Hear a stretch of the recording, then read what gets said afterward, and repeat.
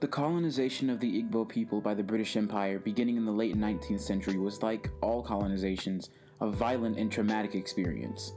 But famed Nigerian writer Chinua Achebe did not live during this period. He was born roughly 60 or so years after that process began in 1930. Achebe, like the main character of this book, was Igbo, and lived in a time where there was immense pressure on him and his generation from family and tradition and the broader machinations of a colonized society. And Achebe's African trilogy, which Things Fall Apart is the first of, touches on this pressure starting with Okonkwo, this book's main character and a man who struggles to cope with the influence of colonialism on his home. But this story isn't strictly about that. In fact, Achebe wrote it to counter racist stereotypes by white writers that he'd been incensed by. Much of his writing existed to combat the effects of colonialism on his people, and in a way he was very much a feministic writer with his literature, working to separate African people and culture from the oppressive ideas placed on them by the white gaze and white people, and to help bring pre-colonial civilization to the ontological stage it had been denied. Plus, personally, I think the book is really good. Objectively, the main character is kind of a jerk, but there's a reason for that, because unlike Fanon, who was an incel, Achebe actually did write his story to be allied with the experience of women and criticize misogynist aspects of his own culture. Achebe was a teacher at the time he was writing the book, and took inspiration for the story from his own experiences in Christian churches and on campus, as well as in other parts of his life. So today we're going to discuss his book, the story, its themes, and its characters, as requested by the incredible people who subscribe to my Patreon. If you enjoyed this video, take time to check that out and maybe subscribe or go to my Ko-fi page for a one-time donation. Help me pay for cat food and the books I do in these videos. Without further ado, let me tell you a story.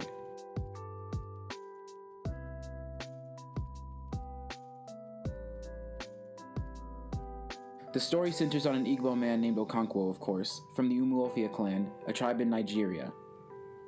The beginning of the story sets up Okonkwo's childhood, living with a father who was an Agbala, a man who had no title due to his own failures.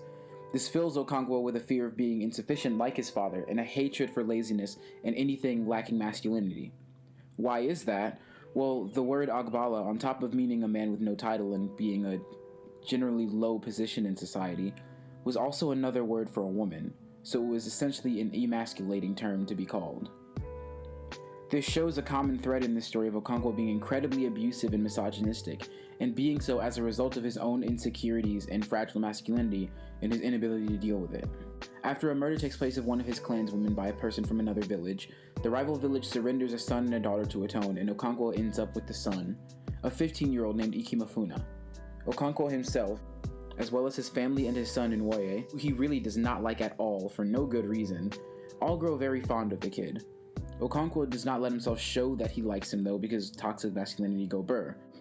This story shows Okonkwo's patterns of abuse, often being violent with his wives and children, especially Nwoye, who probably is referred to as having been beaten more times than any other character in the book. Okonkwo is incredibly violent to him, and it sucks. This willingness to be violent comes to a head twice, both times his masculinity putting him in conflict with the village. When he beats his wife during Peace Week, and when after 3 years the boy who now calls him father, Ikemefuna, is killed by Okonkwo at the order of the village elders. Though the elders specifically tell Okonkwo not to be the one to do it, because it would basically be filicide. Ikemefuna calls him father after all. He has to die, but Okonkwo shouldn't be the one to do it. But he does it anyway out of a fear of being seen as weak. Ikemefuna's last words before Okonkwo cuts him down are, "My father, they have killed me." Nwoye is especially hurt because he saw Ikemefuna as an older brother. Okonkwo beats him for crying. Big mood, kid. Big mood. The guy who told Okonkwo not to kill Ikemefuna, Ogwefi Ezwedu, dies and a funeral is held. At Ezwedu's funeral, the men give a gun salute that goes really bad when Okonkwo's gun explodes and accidentally kills Ezwedu's 16-year-old son. Homeboy gets banished with his family for 7 years for his atonement, and takes his family to his mother's natal village, Mbanta. Ogwefi Ezwedu's men burn Okonkwo's old home and kill his animals to purify the village of his crime.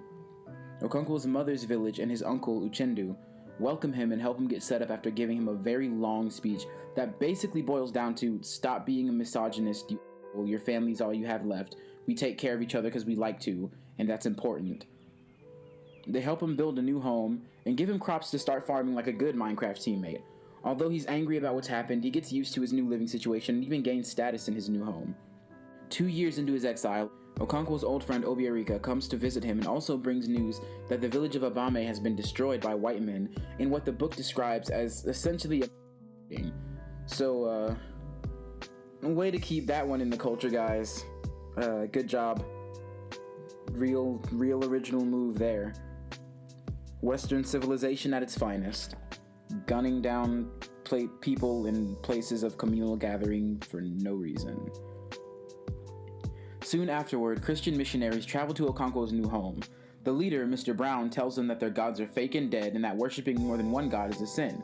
But the villagers don't understand how the Holy Trinity can be accepted as one god. And although his ultimate goal is to Christianize the savages, Mr. Brown does not allow his followers to bother the clan too much. And in conversations where they discuss the Christian religion in comparison with their own local religion, it's made very clear that a lot of the aspects of Christianity that they're trying to push onto these people are already kind of similar to the concepts of religion that they already have locally. There aren't really much differences, except that the Christians refuse to accept that their religion is actually very similar because reasons. But that's another video essay. Mr. Brown eventually gets sick and is replaced by Reverend James Smith, a way more intense leader who emboldens the more radical Christians among the group.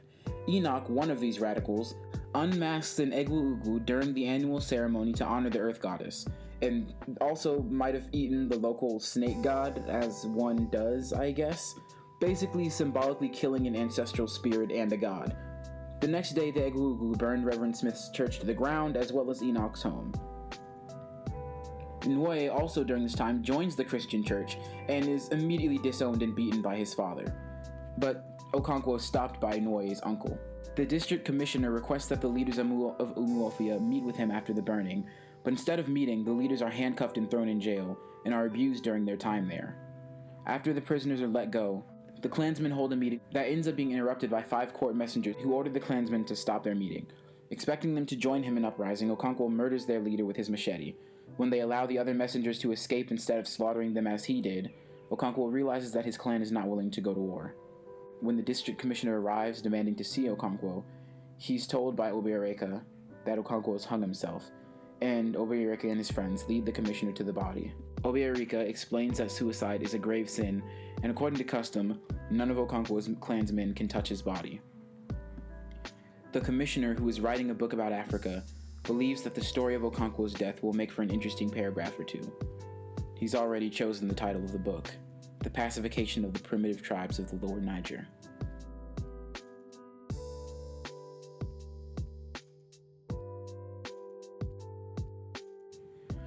Achebe's story is more than just a tale of pre-colonial life. The story exists, as we've mentioned before, to comment on Igbo culture as well as to dispel myths, and there is much debate about how well it really does that. But it also is especially critical of masculinity. In a way, Okonkwo is both the protagonist and the antagonist of the story.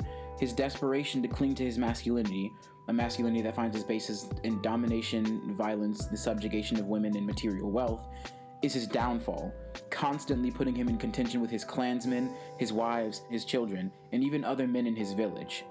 His wives and Nwoye specifically suffer the most.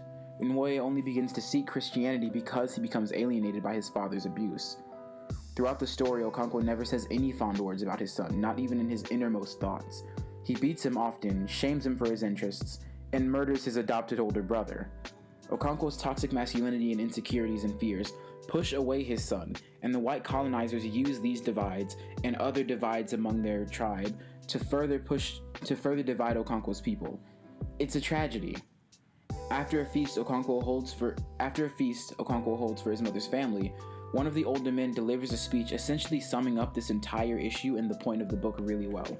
As the palm wine was drunk, one of the oldest members of the Umuna rose to thank Okonkwo. If I say that we did not expect such a big feast, I will be suggesting we did not know how open-handed our son Okonkwo is. We all know him, and we expected a big feast, but it turned out to be even bigger than we expected. Thank you. May all you took out return again tenfold. It is good in these days, when the younger generation considers themselves wiser than their sires, to see a man doing things in the grand old way. A man who calls his kinsmen to feast does not do so to save them from starving. They all have food in their own homes. When we gather together in the moonlit village, it is not because of the moon. Every man can see it in his own compound. We come together because it is good for kinsmen to do so. You may ask why I'm saying all this. I say it because I fear for the younger generation. For you people. He waved his arm where most of the young men sat. As for me, I have only a short while to live. And so have Uchendu and Unachakul and Imefo. But I fear for you young people because you do not understand how strong the bond of kinship is. You do not know what it is to speak with one voice. And what is the result? An abominable religion has settled among you. A man can now leave his father and his brothers. He can curse the gods of his fathers and ancestors, like a hunter's dog that suddenly goes mad and turns on his master. I fear for you. I fear for the clan. He turned again to Okonkwo and said, "Thank you for calling us together." There's also a lot of dramatic ironies here, as Okonkwo's adherence to traditional masculinity pushes his clansmen away. There are multiple scenes where other men of title call out Okonkwo's behavior. Early on in the book, he questions an older and more titled man in the village and is immediately rebuked. You almost get the impression at times that he's not taken seriously by the other men because he's so toxic, and his being sent to his mother's land is meant to humble him. For all his lack of respect for women, his mother is the only place he can go when misfortune comes. After his banishment, he goes to his mother's place of birth, and his uncle there and the village leaders give him a long and very poetic speech about the importance of the women in their lives. Why is Okonkwo with us today? This is not his clan. We are only his mother's kinsmen. He does not belong here. He is an exile, condemned for 7 years to live in a strange land, and so he is bowed with grief. But there is just one question I would like to ask him. Can you tell me, Okonkwo, why is it that one of the most common names we give our children is Inika, or Mother is Supreme? We all know that a man is the head of the family and his wives do his bidding. A child belongs to its father and his family, not to its mother and her family. A man belongs to his fatherland and not to his motherland. And yet we say Ineka, Mother is Supreme. Why is that? There was silence. I want Okonkwo to answer me, said Uchendu. I do not know the answer, Okonkwo replied. You do not know the answer? So you see that you are a child. You have many wives and many children, and more children than I have. You are a great man in your clan, but you are still a child. My child. Listen to me and I shall tell you. But there is one more question I shall ask you. Why is it that when a woman dies, she is taken home to be buried with her own kinsmen? She is not buried with her husband's kinsmen. Why is that? Your mother was brought home to me and buried with my people. Why is that? Okonkwo shook his head. He does not know that either, said Uchendu, and yet he is full of sorrow because he has come to live in his motherland for a few years. He laughed, a mirthless laughter, and turned to his sons and daughters. What about you? Can you all answer my question? They shook their heads. Then listen to me, he said and cleared his throat. It is true that a child belongs to its father, but when a father beats his child, it seeks sympathy in its mother's hut. A man belongs to his fatherland when things are good and life is sweet, but when there is sorrow and bitterness, he finds refuge in the motherland. Your mother is there to protect you. She is buried there, and that is why we say Mother is Supreme. Is it right that you, Okonkwo, should bring to your mother a heavy face and refuse to be comforted? Be careful, or you may displease the dead. Your duty is to comfort your wives and children and take them back to your fatherland after 7 years. But if you allow sorrow to weigh you down and kill you, they will all die in exile. He paused for a long while. These are now your kinsmen, he waved at his sons and daughters. You think you are the greatest sufferer in the world? Do you know that men are sometimes banished for life? Do you know that men sometimes lose all their yams and even their children? I had 6 wives once. I have none now except that young girl who knows not her right from her left. Do you know how many children I have buried? Children I begot in my youth and strength? 22. I did not hang myself, and I am still alive. If you think you are the greatest sufferer in the world, ask my daughter, Akweni, how many twins she has borne and thrown away. Have you not heard the song they sing when a woman dies? For whom is it well? For whom is it well? There is no one for whom it is well. I have no more to say to you. Okonkwo's behavior also has a profound effect on his daughter, Izinma, who is incredibly spirited and tomboyish, much to his displeasure. But she behaves this way because she understands what her father wants in Nwoye, and in seeing it as the only way to gain his affection, seeks to fill that role herself, and ends up doing the opposite. The only time Okonkwo really gives her attention is when he's displeased, or when he's internally complimenting her, but never voicing it. It's funny because Izinma really is the character most like Okonkwo. As an adult, she's dutiful and quiet just like him, prone to sudden bouts of depression and anger just like him, and underneath all of that there is clearly an ambition that gets her rebuked in the same manner Okonkwo is for the same reason essentially. The story structure is also very interesting and an example of Achebe's intent to write a story with a truly African spirit. Allusions, stories, and allegories are woven into the main story, and the characters speak in a manner that is very heavy with metaphors and simile and references to local fables and sayings, in a way that reminds me of some of my own family and even myself at times, because those elements of speech still exist in the African diaspora to this day. Okonkwo is a classic tragic hero, a man of great stature brought down by his own flaws, his pride, his fear, and his anger. When Okonkwo kills that white man and no one rises up with him, it kind of hurts. You're so inside of his head that, like him, you fail to understand why the others don't rise up. But he's been so alienated by his actions, and his people have been so traumatized, that they don't want to fight with him, and even though he's kind of right about needing to push back against the Christianization, which is masking the oncoming violent colonization, no one wants to listen to him. He's pushed them away. The story embodies the saying, "A house divided cannot stand." Okonkwo kills himself because he cannot conceive of any other option than violence, violently reasserting his masculinity to a world and colonization that has taken it, or that he feels has taken it. And the saddest part is, he did most of that work himself. This is a book I would personally highly recommend. Achebe's writing style is poignant and beautiful and full of soul. Things Fall Apart is an excellent story for people looking to read literature that grants an outlook different from that of the usual host of white authors we're usually encouraged to read, and dispels some myths about pre-colonial Africa. If you enjoyed this video, subscribe and check out my other videos also. And maybe consider going to my Patreon or Ko-fi for a one-time donation. Patreon subscribers can get early access to video scripts, polls, and votes on content like this exact video, and more. In the meantime, thanks for watching this video. Anansi out.